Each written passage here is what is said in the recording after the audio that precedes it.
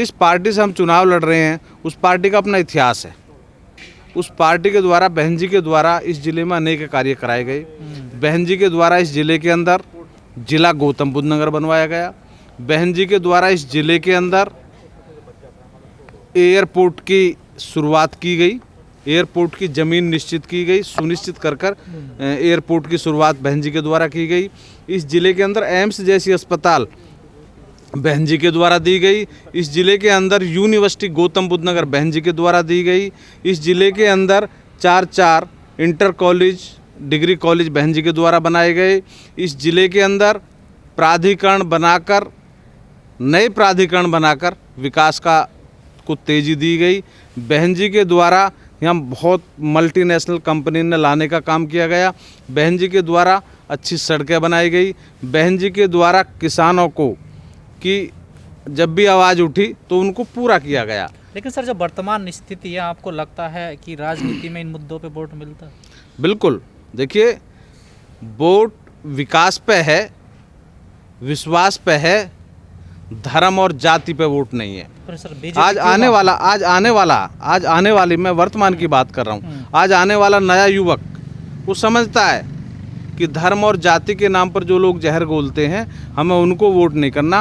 हमें उनको वोट करना जो विकास पर काम करते हैं, जो विकास की बात करते हैं, जो समाज की बात करते हैं, जो क्षेत्र में 24 घंटे रहते हैं। मेरा परिवार हमेशा क्षेत्र में कहीं मौत हो जाए, कहीं खुशी हो, कहीं गम हो, हमेशा खड़ा रहता है। कहीं संघर्ष की बात हो शासन प्रशासन के खिलाफ, मैं और मेरा परिवार, मैं कई सैकड़ों बार जेल गया हूँ। प्राधिकरण से लड़कर, बिजली विभाग से लड़कर, पुलिस उत्पीड़न के खिलाफ हमने संघर्ष करा, हम जेल गए हैं। सर, यूपी का इतिहास रहा है, यहाँ धर्म जाति पर वोट होता है सर। देखिए, यूपी का इतिहास ऐसा आप मान रहे हैं, लेकिन जो नई युवा पीढ़ी उनमें जागरूकता आ गई है और वो उसके खिलाफ एक जंग की शुरुआत हो गई है उत्तर प्रदेश के अंदर। अब क्या परिवर्तन होगा, लेकिन वर्तमान मेरे क्षेत्र में, जहाँ मैं विधानसभा जेवर की बात करता हूँ, यहाँ पर मल्टीनेशनल कंपनी बनी हुई हैं। अलीगढ़ में नहीं है, बुलंदशहर के अंदर नहीं है, हमारे ज़िले में बनी हुई है, लेकिन यहाँ के युवाओं को रोजगार नहीं मिल रहा उसमें। लेकिन सर, जेवर विधानसभा से जो गठबंधन है सपा लोक दल का, छोटे छोटे दलों का, जी, कहा जा रहा है कि उनकी तरफ से अवतार सिंह भड़ाना यहाँ से चुनाव लड़ेंगे, कितना नुकसान होगा आपको? देखिए, ये भड़ाना वगैरह का जो मैटर है, ये लोग तो लड़ते रहते हैं, इनका तो काम है। ये तो कभी फरीदाबाद में चुनाव लड़ते थे तो वहाँ से भागकर फिर जाकर मुजफ्फरनगर में चुनाव लड़े, मुजफ्फरनगर के मीरा सीट पर, वहाँ से छोड़ के भगिया जीता हुआ प्रत्याशी। अपनी उस सीट को छोड़ के भगना, इसका मतलब वो जनता के लिए काम नहीं करता, लोगों को धोखे में रखता है, तभी तो वो छोड़ के भागता है। मेरठ पर चुनाव लड़ा एमपी का, उसके बाद भाग गया छोड़ के, दोबारा कभी नहीं लड़ा। ये पैरासूट वाले नेता हैं। पर सर, जाति फैक्टर तो रहेगा सर? जातीय फैक्टर कहाँ है? आप भी गुजर, वो भी गुजर, सर वोट तो फिर बटेगा ना सर। गुजरों को मालूम है, गुजरों को मालूम है कि आपके यहाँ गम और दुख और सुख में कौन आता है, आपके लिए संघर्ष कौन करता है, आपके बच्चों को रोजगार कौन देता है, 24 घंटा आपके बीच में कौन रह सकता है। इस समाज के लोगों को मालूम है कि वीरेंद्र डाढ़ा और उसका परिवार और वर्तमान प्रत्याशी नरेंद्र भाटी डाढ़ा हमेशा आपके बीच में दुख सुख में है। मैं पूछना चाहता हूँ आपके इस माध्यम से कि अब तक, आज चुनाव है तो वो लोग आ गए, अब से पहले किसकी ब्याह शादी में और दुख सुख में कहाँ यह व्यक्ति आया है? कहाँ इसने यहाँ संघर्ष किया है? कहाँ ही कभी आके आपके बीच में इन्होंने रोजगार दिलाने की बात की है? किसी को रोजगार दिलाया है?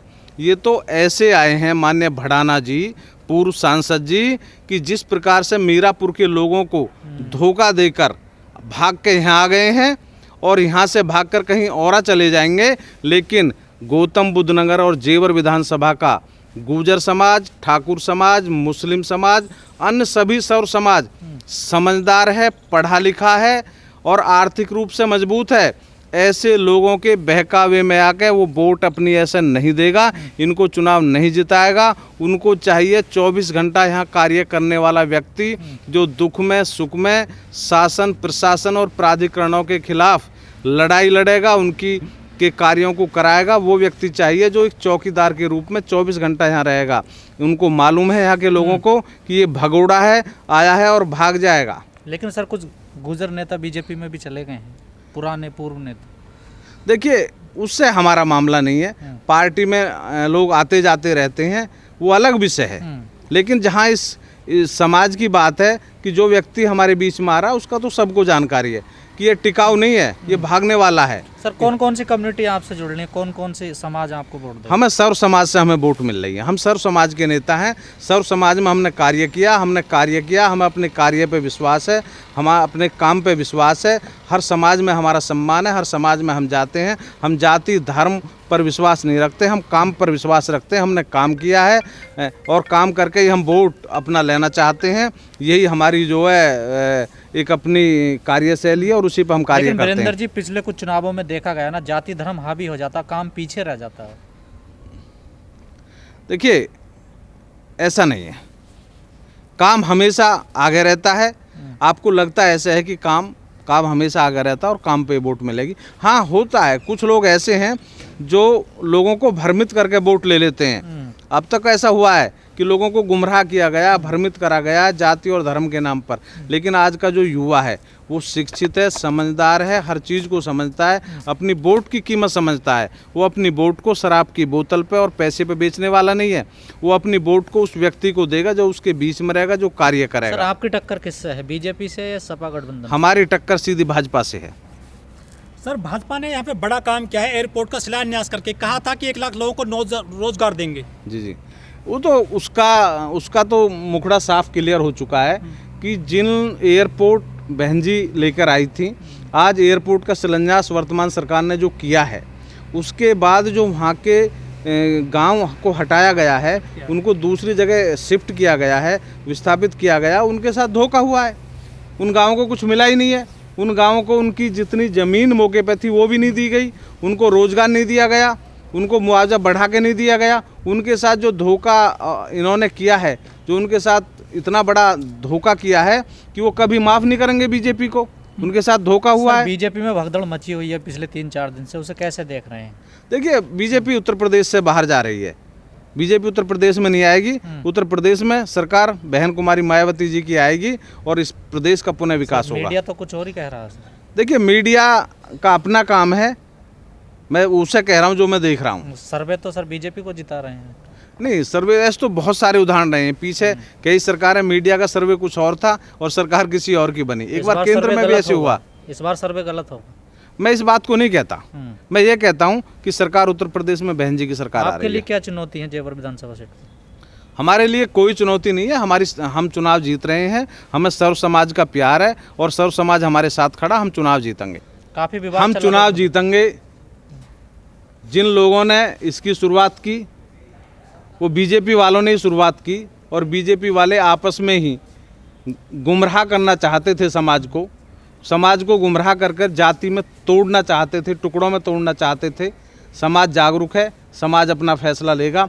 ये समाज बिल्कुल किसी भी गलतफहमी में जीने वाला नहीं है। सर गुर्जरों की राजधानी रहा है दादरी, ग्रेट नोएडा वगैरह, लेकिन यहाँ जो गुर्जरों की राजनीति है वो ढलान पर चल रही है, ऐसा लगता है। कौन जिम्मेदार है इसके लिए? जिला पंचायत थे पहले, आप अब नहीं है। एक विधायक रह गया सर आपका। देखिए, हम सर्व समाज से जुड़े हुए हैं, हम एक जाति के नेता नहीं है। सर्व समाज का फैसला है, इसमें कहीं भी इस प्रकार की कोई ऐसी बात नहीं। समाज का नहीं, जो गुर्जरों का जो वर्चस्व यहाँ कहा जाता था, उसमें कमी तो आई है ना सर। लोग लिख भी रहे हैं, अब तो आर्टिकल भी लिख रहे हैं इस चीज़ पर। नहीं, ऐसा कुछ नहीं है। जिन्होंने कार्य किए लोग उनके साथ। यहाँ से गुर्जर सर, ये लोगों का, ये सर्व समाज का जिला है, ये एक का नहीं है। गुर्जर अपनी जगह है, हर समाज अपनी जगह है। कह रहे हैं कि महेश शर्मा ने डेंट लगा दिया गुर्जरों की राजनीति पर। मेरा इससे पे कुछ कहना नहीं है। बिल्कुल मैं मानता हूँ सर्व समाज का जिला गौतम बुद्ध नगर है और सर्व समाज मेरे साथ है। सर आपसे पहले यहाँ कई मंत्री रहे हैं, वेदराम भाटी वगैरह बीएसपी से, तो क्या लग रहा है, आशा कुछ है आपको अगली बार गुर्जर से कुछ यहाँ पे कैबिनेट मंत्री बनेगा? निश्चित यहाँ पे बहन जी की सरकार बनेगी और यहाँ से 3 एमएलए गौतम बुद्ध नगर के बहुजन समाज पार्टी के निकल के आएंगे और वो पुनः जो कैबिनेट मंत्री बना। मेरा परिवार है, जब से मैं समझ मेरी आया है तब से मेरा परिवार हमेशा सामाजिक रहा है। मेरे दादाजी वो बहुत बड़े आर्य समाजी थे, समाज सेवक थे। उन्होंने अपने कार्यकाल में जब शिक्षा का बहुत ज़्यादा कम वो था, तब उनका अपना एक जो है तरीका था कि बहुत कम शिक्षित लोग होते थे, तो उन्होंने उस कच्चे गुरुकुल खोले थे जो कच्चे मिट्टी के बने रहते थे। काश ना आसपास के गांवों में वो गुरुकुल खोलते थे और गुरुकुल खोलकर बच्चों को प्रेरित करते थे। गांव में लोगों से कहते कि बच्चों को पढ़ाओ ताकि बच्चे शिक्षित हों, और शिक्षित होंगे तो समाज का विकास होगा। सर आप भी एक चर्चित चेहरा हैं यहाँ के, पूर्व चेयरमैन रहे हैं, क्या उसका भी फायदा मिलेगा आपके भाई को? देखिए, मैं पुनः कह रहा हूँ कि दादाजी ने वर्क किया, मेरे पापा जी ने वर्क किया, मेरे परिवार ने हमेशा समाज में वर्क करते रहे, और तब मैं उसी की वजह से मैं जिला पंचायत अध्यक्ष बना। जिला पंचायत अध्यक्ष बनने के साथ साथ मैंने लगातार काम किया और इतने कार्य किए कि अपने ज़िले के अंदर 152 स्कूल बनवाए। प्राइमरी से लेकर कक्षा 8 तक के स्कूलों की अपने टाइम में, जिला पंचायत के टाइम में मेरे द्वारा बनवाई गई। उसके साथ साथ हम लोगों ने अस्पताल 32 बेड की बनी हुई है वो बनवाई, जिससे लोगों की आवश्यकता क्या है, शिक्षा, स्वास्थ्य और रोजगार पर हमने काम किया, संघर्ष किया। देहात मोर्चा नामक संगठन चलाते हुए भी करीब 2-2.5 हज़ार लड़कों को हमने रोजगार दिलाया, जो इस क्षेत्र के मूल निवासी थे, इस जिले के मूल निवासी थे।